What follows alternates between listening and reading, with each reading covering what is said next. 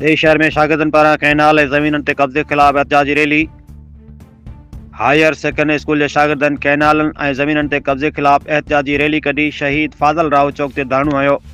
एहतजाजी मुज़ाहिरे में शागिर्द अॻवान लाल सिंधी, कैलाश राजपूत, सकीना दर्स, फरहान दर्स ऐं अवामी तहरीक ज़िलाबद्दीन जे सदर महरान दर्स ख़िताब कयो।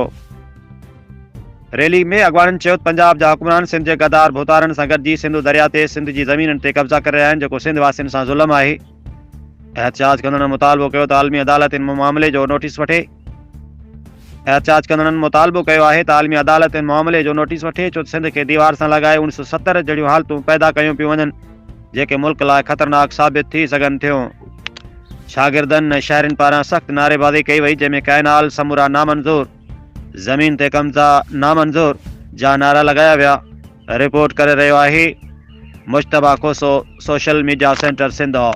दरिया ते धाड़ो, दरिया ते धाड़ो, कैनाल समूरा, कैनाल समूरा, दरिया ते कब्ज़ो।